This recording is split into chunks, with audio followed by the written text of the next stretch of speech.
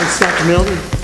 All right. Hey, we've been in this series called Comeback. We started it back at Easter, and it just is a 5-week series. This is our last week in this series, and I didn't even put it in my mind that it would go start at Easter and end on Mother's Day like this. To me, those seem like so far apart. I'm still getting used to saying it's May, so it's flown by big time. And speaking of comebacks, I was just informed that our elevator made a comeback. So our elevator is working now, so just want to make sure you know that. That's always good news. What I've really loved about this series is we have gotten to hear some good modern day comeback stories, and I would encourage you, kind of a shameless plug, I guess, to all of our online availability stuff. But if you have not been able to be here in this series at all, or if you've missed a Sunday or two, I can't encourage you enough to go back. You can go to our website, hickorygrove.net, and click on sermons. And when you go there, it gives you every way to go find those. Probably the best way is to go to our app and download the free app we have. If you do a search on The Grove NKY, if you have an Apple device or an Android device, you can find that app and download it. And there's every way to get to our videos. We have just the videos of the comeback stories as well as the sermons, and it's really good. But they've been so inspiring to hear the comebacks that have happened right here in this room, all over this room, people who've had a comeback, experienced a spiritual comeback. In addition to that, we've been looking at comeback stories from the Bible. And we began on Easter Sunday, so that first comeback story was Jesus, who made the ultimate comeback when he came back to life, when he stepped out of his grave. And because he stepped out of his grave, we can step out of ours by faith in him, which is amazing. We can have our comeback. Our comeback is possible because of the power of the resurrection. So that was a good place to start, but from that point we looked at guys like Samson, who taught us that it's never too late to do the right thing. Even though he had kind of a long list of wrongs in his life, he still did the right thing in the end. We talked about David, who even though he was a man after God's own heart, he experienced epic failure, and we learned from him that it's never too late to come clean. Last week we looked at Joseph, the Joseph of the Old Testament, and learned he had such crazy, unfair circumstances in his life, and yet we learn from him that it's never too late to rise above. So today we're going to look at the story of two very special ladies, Naomi and Ruth. And we're going to look at that story in the book of Ruth in the Old Testament. Feel free to turn there if you want. We'll have the verses on the screen in a little bit. But it's a very interesting, cool story. Naomi was married to a man named Elimelech. And they lived in the town of Bethlehem. Bethlehem probably sounds pretty familiar. We sing about this town sometimes every Christmas. So that's a pretty famous city. But way before that first Christmas, you had Naomi and Elimelech living there in Bethlehem. But what happened was a famine struck that area. And so a lot of people were moving to where the famine wasn't there yet. And so Elimelech took his wife Naomi and their 2 sons, and they moved to Moab. So they're no longer among their people. They're not in Israel anymore. They're among the Moabites. Well, their 2 sons married Moabite women. One named Orpah, not to be confused with Oprah, Orpah, and Ruth.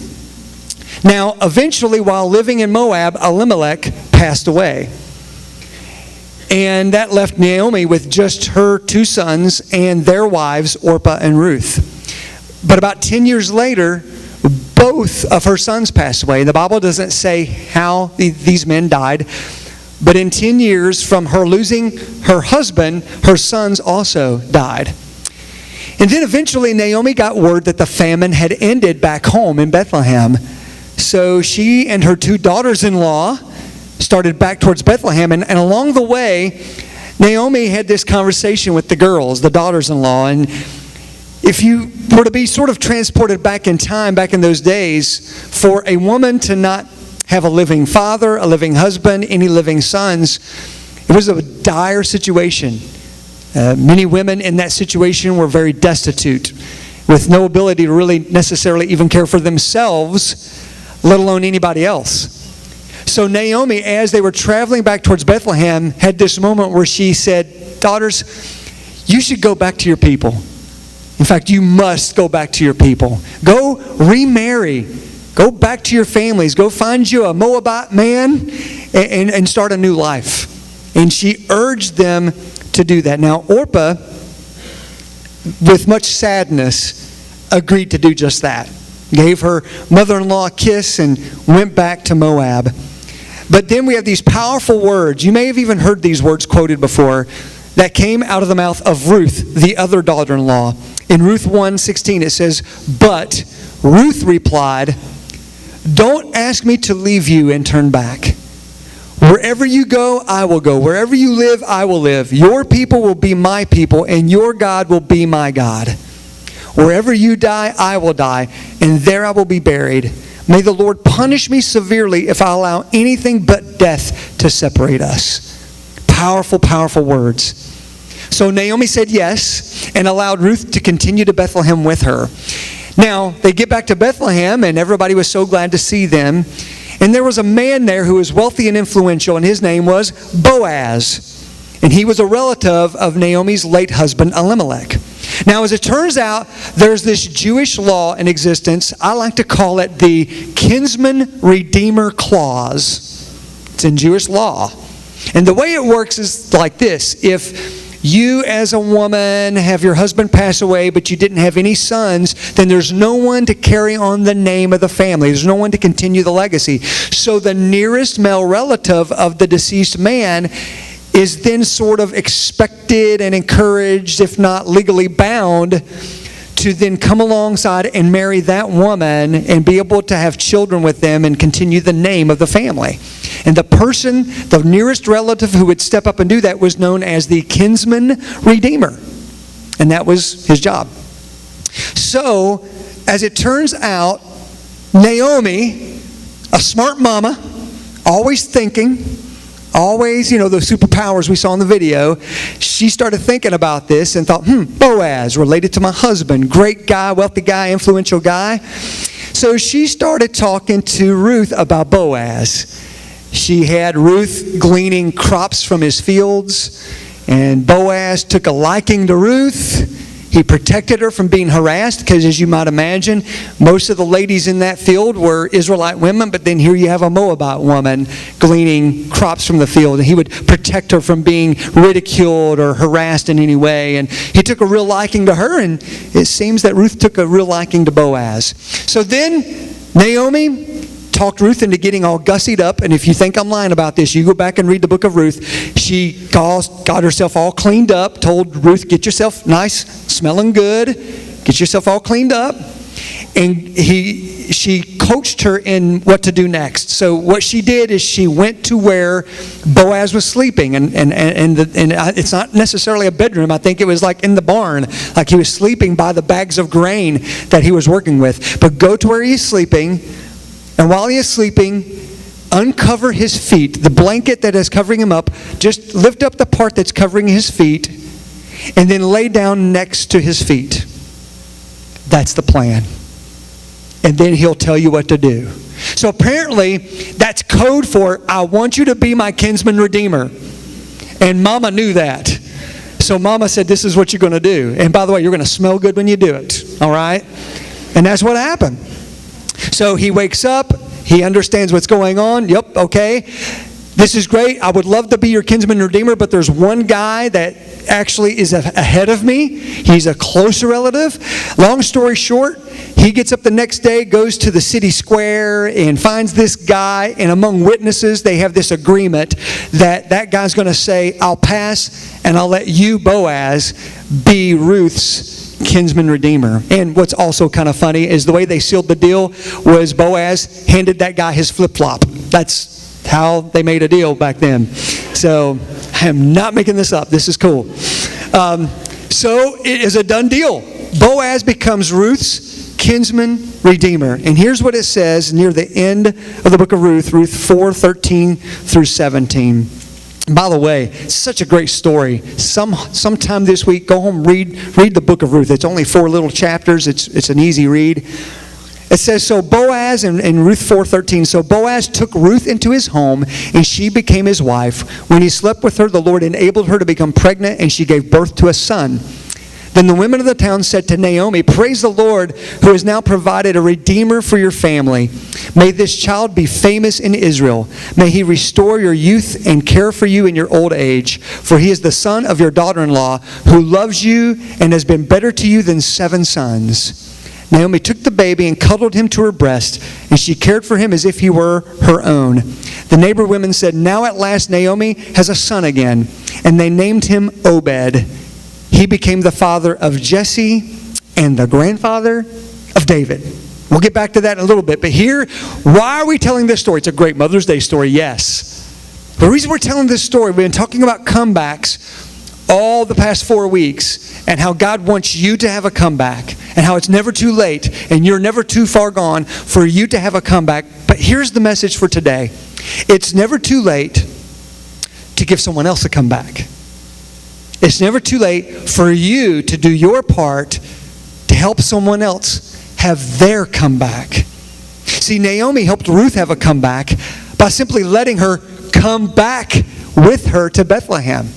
I'll let you stay with me. Come on. So Naomi helped Ruth have a comeback after all that she had been through, the death of her husband.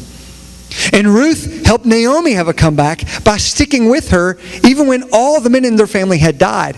Over and over again, when you read the book of Ruth, people praised this Moabite woman who wasn't even an Israelite for being so good to her mother-in-law, for being there for her, for taking care of her, for being supportive of her.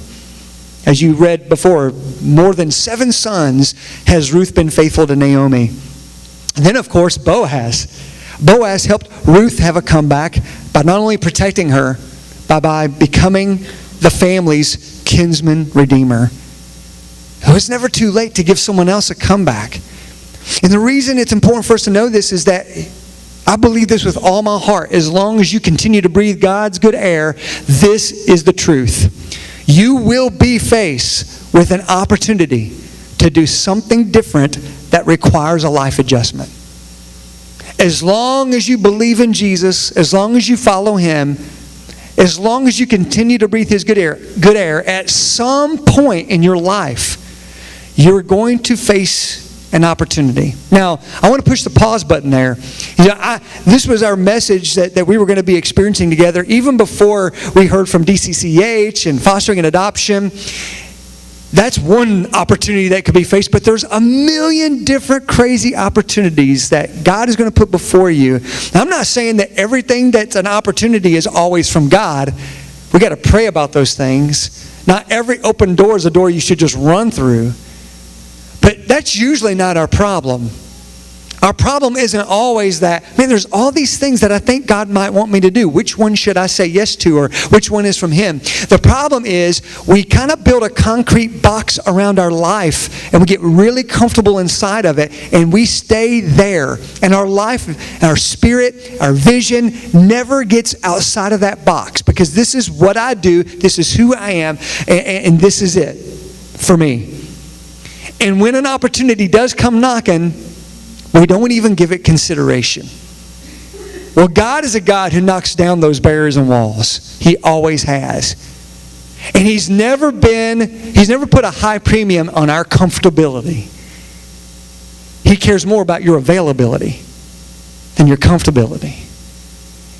And that's the big question, is how available are we really? How at the disposal of the God of the universe are we really? He's got so much He wants to accomplish. He's got so many comebacks He wants to have happen. He's got so many stories of comeback He wants to write in so many people's lives. And what's awesome is He tends to use other people to make those comebacks happen. Every time, every single time. It's what He does. And so,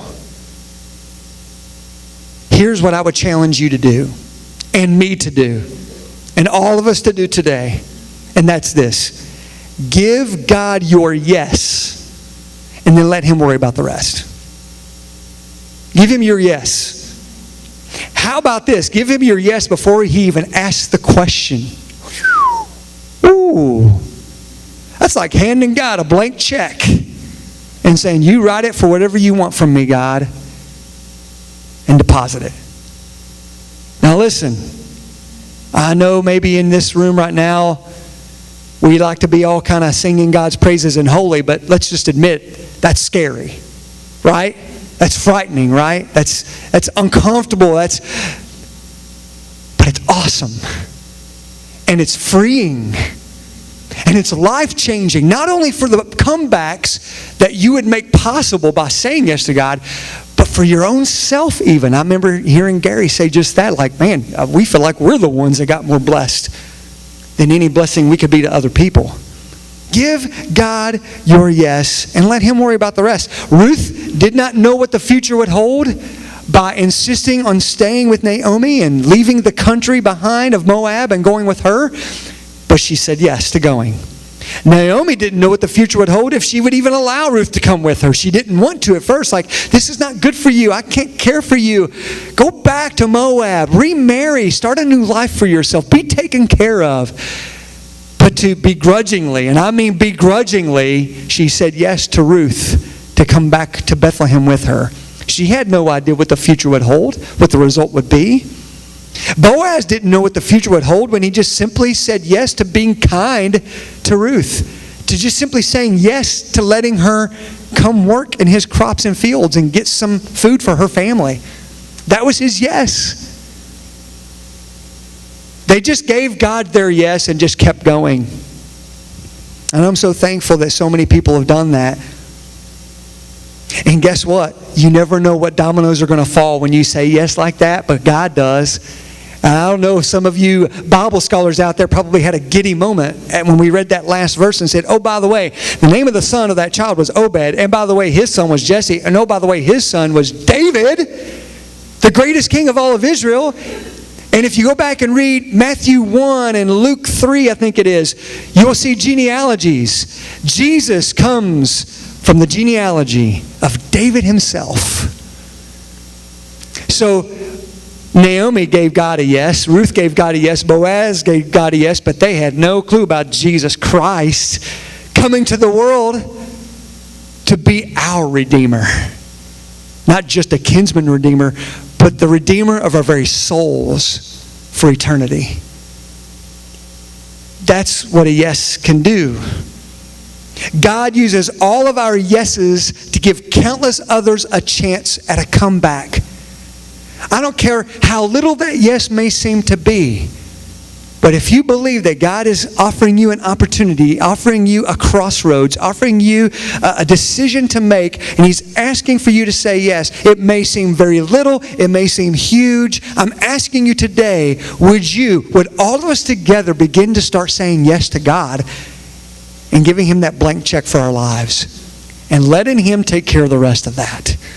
And like I said, that yes may seem like, well, this isn't that hard. Maybe yes is just simply to have coffee with that person that lives on your street or that you work with and you don't know their story, but something seems to be going on and God has put a burden on your heart to kind of interact with them and see how you might be able to be a friend or an encouragement to them. Say yes to the coffee. That's an easy yes. Come on, guys. Say yes, right? It could be something small like that. It'd be something small like, okay, they talk at church at Hickory Grove all the time, needing people to serve. And man, okay, I'll say yes to Travis and hang out in the parking lot and greet people as they come in. I'll say yes to Missy and hang out with kids for a little bit. I'll say yes to I love sports, so Travis is looking for someone to help with coaching or help on game day with Upward Sports Outreach. I'll say yes to that. Maybe it's that. You don't know what dominoes are going to fall. You don't know what the result's going to be. But God does. Maybe your yes is to simply believe in Him. Finally believe in Him. Finally believe that what He did on that cross was personal for you. And you've been fighting against it. I don't know about this Christianity thing. I don't know about this church thing. But I think that this is all true. I feel Him tugging at my heart. And maybe your yes is to finally say, okay, Jesus, yes, save me. Take my life. Take control of my life forever. Maybe your yes is to be baptized or to join this church. Maybe your yes is to start doing something you know God is asking you to do. Maybe your yes is to stop doing something you know God is saying, please stop doing that. Give Him your yes and see what He'll do next. That's really the question today. is will we pull a Ruth, will we pull a Naomi, and just give God our yes. Let's bow our heads and pray together. I don't know where you are in your spiritual journey this morning, but God does. He knows everything you've been going through. He knows all that you've been facing. He knows all the burdens of your heart. And right now, in the quietness of this moment, before we sing a closing worship song, I'm going to challenge you to say yes to God right now, right where you are. Just give him your yes today. That's a big deal. Don't give it to him unless, man, buckle up if you give him your yes. Buckle up. He'll have you doing something or thinking something that maybe you never thought of before, and it may not be comfortable, but it will be awesome. And listen, if you're not ready to do that right now, maybe your honest prayer before God is say, God, I need your help because I want to give you my yes. I want to just say, here, take my life and use it any way you want, but I'm afraid. I really am. I don't know what I'm saying yes to, and that scares me. Just tell him that. Ask him to help your faith. Ask him to bolster your faith. Ask him to speak more clearly to you. Ask him, just be real before him right now.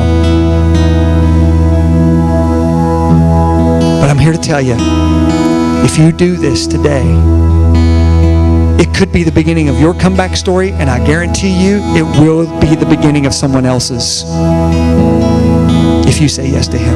Father, I thank you for the opportunity to actually be a part of your great work that you're doing in so many people's lives that we don't even know about, if we'll just simply surrender our lives and just say yes to you. I thank you that you taught us that by just simply Naomi and Ruth and Boaz saying yes to such simple things, that it resulted in the changed lives of not only those that lived back then, but our life today is changed because of those yeses.